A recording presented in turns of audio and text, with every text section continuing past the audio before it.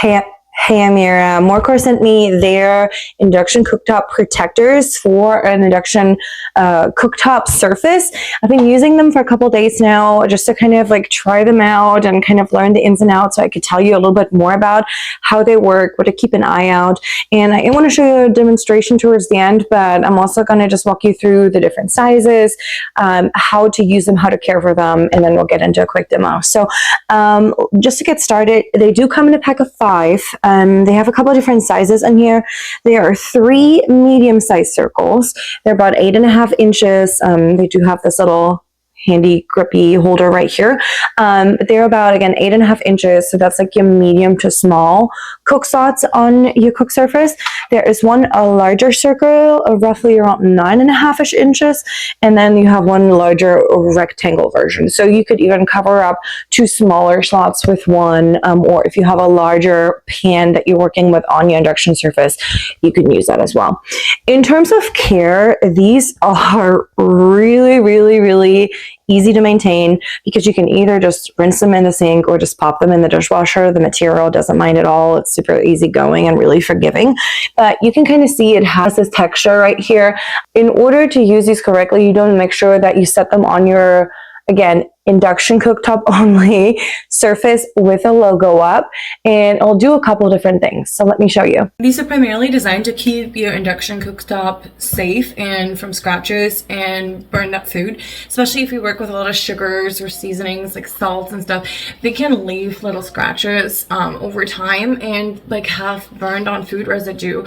But it's really hard to clean up, and you also run the risk of scratching your surface when you're just moving your pot from one to the other. You can probably hear that grindy noise.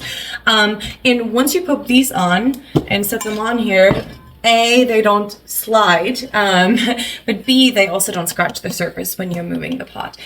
Speaking to the non-slidey function of this, so especially when you have your pot sitting on your regular surface and you get a spoon out and want to just stir something and you maybe just only have one hand, if it just sits on this regular surface, it spins and moves and nothing really holds it in place. Once you have those mats sitting down, these don't go anywhere. They don't twist, they don't turn. I mean, I could, like, if I put force in, but even if I do,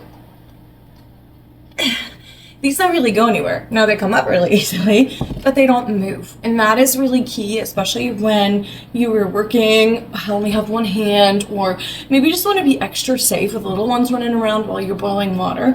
This will make sure that your pot kind of stays in place while protecting the surface. Another thing to note is that with these, you have 0 heat loss.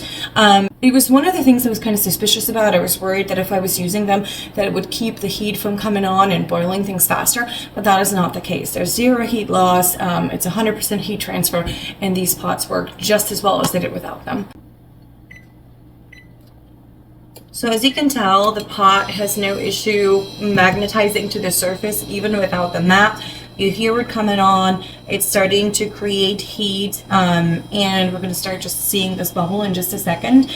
I timed this before, and the time of getting my water to boil with and without the mat are the exact same. So there's no difference from a cooking efficiency standpoint. There's no issue in terms of the pot magnetizing. It protects your surfaces. It makes it easier to stir while you're working in the kitchen. So this is a solution that I didn't think I needed, and I am actually gonna keep around for a long time, especially now that I know how well these work.